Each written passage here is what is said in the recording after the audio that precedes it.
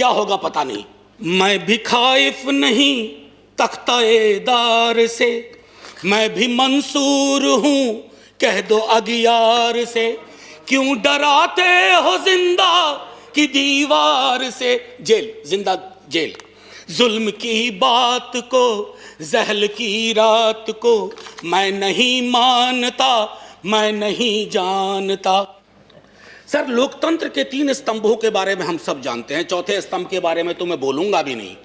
अगर वैसे आपके दोस्त हों जिस चौथे स्तंभ पर कि एक बड़ी धारा पर आप निर्भर हैं, तो आपको दुश्मन की जरूरत नहीं है, वो दोस्त ही आपका काम तमाम कर देंगे।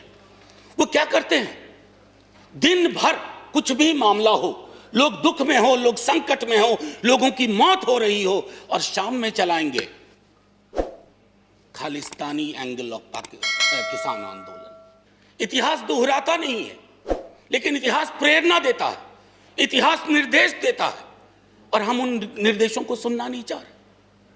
शाम ढले खालिस्तानी जमा हो गए, पाकिस्तानी जमा हो गए, टुकड़े टुकड़े गैंग जमा हो गए, नक्सली जमा हो गए, माओवादी जमा हो गए।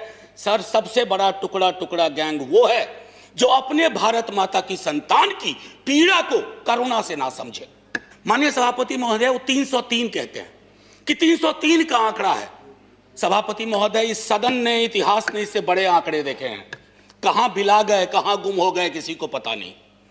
आंकड़े नहीं इतिहास तय करते हैं, आंकड़ों के पीछे की संजीदगी और संवेदना इतिहास तय करती है। आपका हाई पॉइंट क्या है, आपका लो पॉइंट क्या है, आप फेल हो रहे हैं उसमें।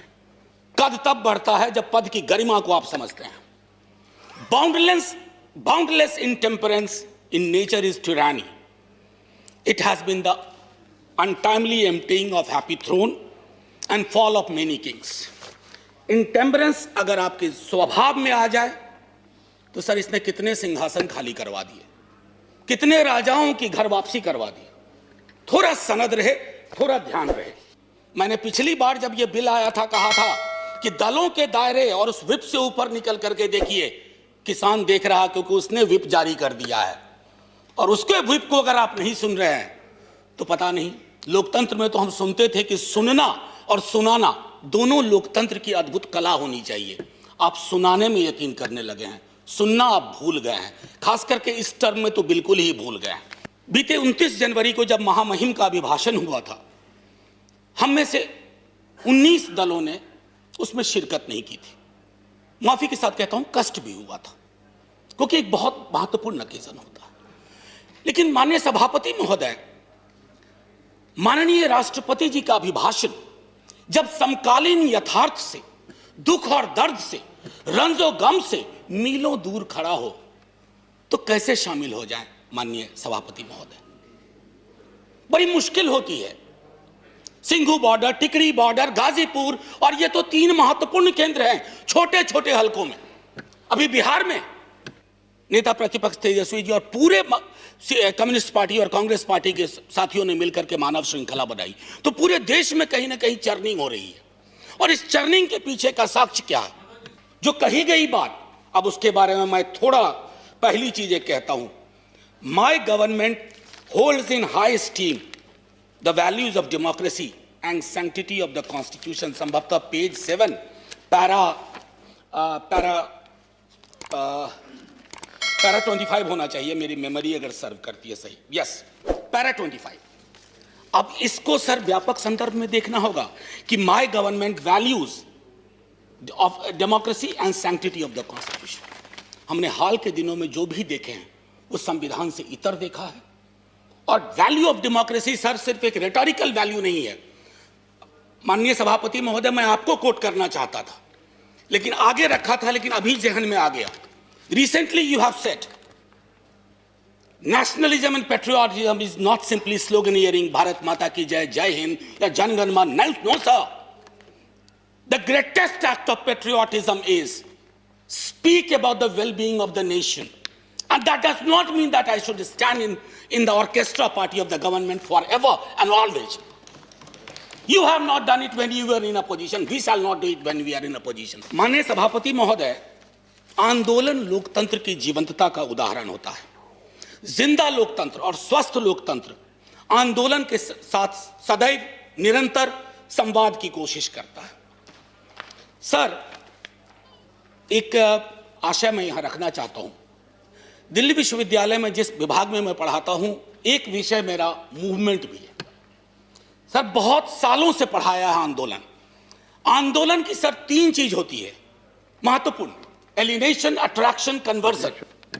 यानी कि अलगाव की चीज कहीं आई, उसके बाद आपका आकर्षण हुआ किसी विचारधारा से, उसके बाद आप सड़कों पे आए। सर, हमने आंदोलनों को न जाने किस नजरिए से देखना शुरू किया है। महोदय, माननीय सभापति महोदय, आपने भी देखा होगा वो सरिया, वो कील, वो खाई। सर, मैं सरहद पे कभी गया नहीं हूं, लेकिन जो तस्वीरें सरहद की देखी हैं वो भी ऐसी नहीं देखी हैं। किससे लड़ रहे हैं आप? अपने किसानों से लड़ रहे हैं।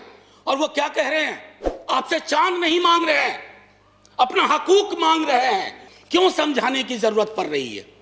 क्यों खालिस्तान पाकिस्तान टुकड़े टुकड़े एंगल लाने की जरूरत पड़ रही है?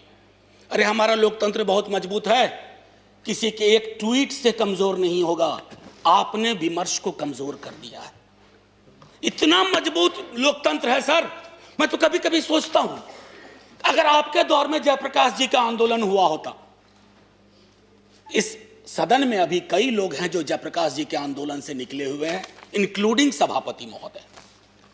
जेपी की आंदोलन की कल्पना करिए, अगर जेपी को इन खाई, बाड़ों, कटीले तार देखना पड़ता तो क्या होता सर?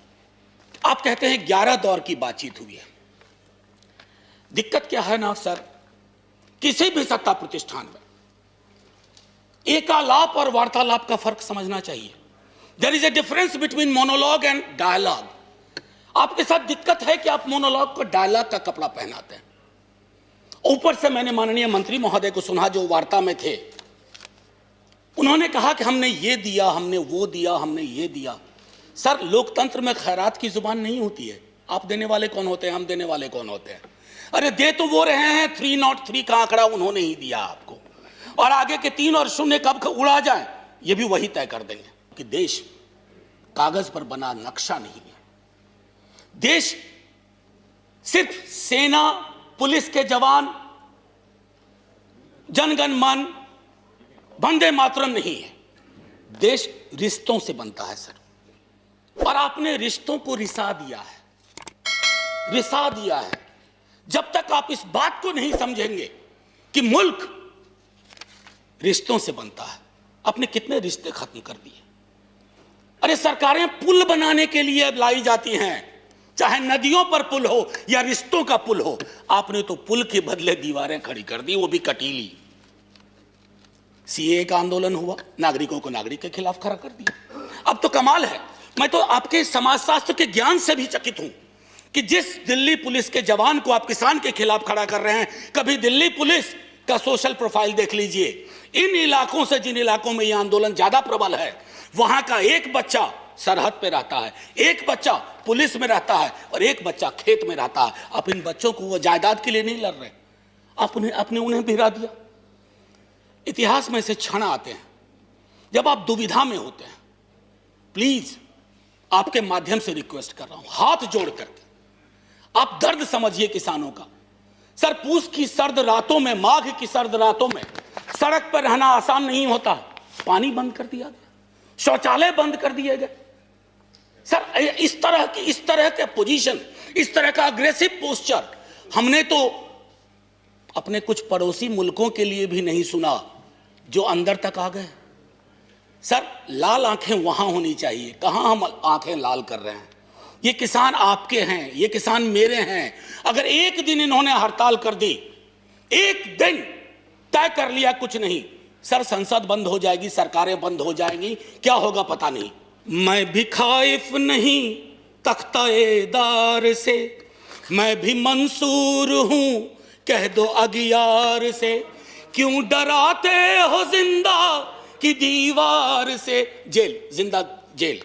जुल्म की बात को, जहल की रात को मैं नहीं मानता, मैं नहीं जानता।